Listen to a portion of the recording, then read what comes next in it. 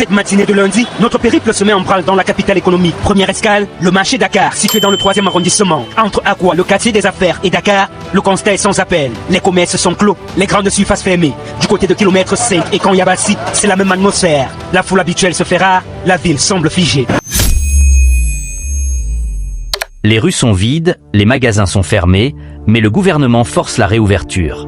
Au Cameroun, la crise post-électorale prend une tournure dramatique. C'est l'enquête du jour.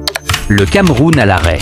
Le Cameroun est pris dans la nasse d'une crise post-électorale explosive. Suite à la réélection contestée du président Paul Biya, l'opposant Ismaël Bakary a lancé un mot d'ordre d'une ampleur inédite. La ville morte. Notre périple démarre dans la capitale économique, Douala, où le constat est saisissant. Les grandes surfaces, les boutiques du marché Dakar au 3e arrondissement, les comptoirs de kilomètre 5 et même l'atmosphère d'ordinaire bouillonnante de Bonabéry sont figés, clos. La foule habituelle est invisible. Seuls les vendeurs de vivres frais, essentiels à la survie quotidienne, accueillent nos équipes et leur parole est lourde.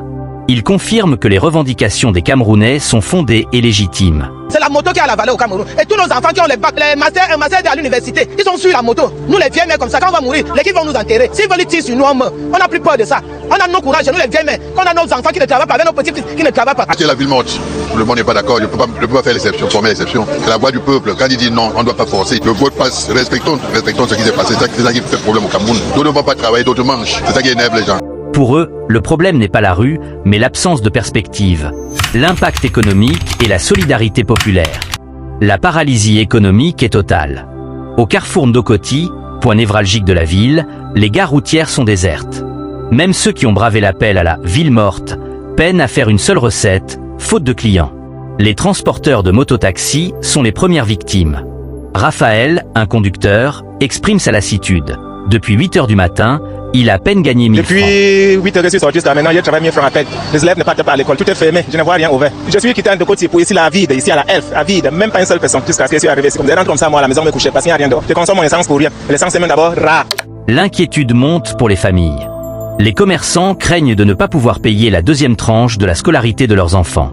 Pourtant, malgré le manque à gagner, la solidarité avec le mot d'ordre reste forte. À Bonabéry, certains commerçants expriment un désir de reprendre le travail, mais refusent d'être l'exception. C'est la voix du peuple. Quand il dit non, on doit respecter. Ce sacrifice économique est un appel puissant pour un véritable changement politique. La riposte des autorités, fermeture définitive. Face à cette mobilisation citoyenne, les autorités locales multiplient les appels à la sensibilisation. Mais à Douala, la pression va plus loin. Au marché central, le ton se durcit. En présence du maire Roger Mbassandine, les responsables du marché délivrent un message sans appel. Les commerçants qui gardent leurs boutiques fermées se verront retirer leurs attributions et leurs commerces seront définitivement fermés. Dans le nord du pays, à Maroua, l'atmosphère est tout aussi évocatrice de la contestation. Le préfet du Diamaré, Amadou Dero, tente de rassurer les populations, les exhortant à braver la peur et à vaquer à leurs occupations. Mais son discours, citant l'exemple du père de 15 enfants, souligne l'urgence pour l'État de garantir la sécurité que les commerçants disent ne pas avoir. Seule la capitale politique, Yaoundé, a largement désobéi à la ville morte. Les autorités se félicitent d'une ville vivante, attribuant cet échec de l'opposition à une stratégie combinée des autorités municipales.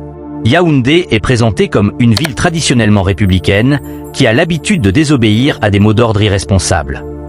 Cette dichotomie nord-sud met en lumière une fracture politique et géographique profonde. Le coût humain, le drame d'Achille Focam Simo. Au-delà des fermetures, la crise fait des victimes. À Douala, au quartier Bilangué, la famille d'Achille Focam Simo est plongée dans la consternation. Ce mécanicien de 45 ans a été mortellement atteint par balle alors qu'il achetait le déjeuner pour sa famille, au lendemain des résultats de l'élection présidentielle. Devant son domicile, c'est un silence de cimetière. Sa veuve et ses enfants pleurent le pilier du foyer.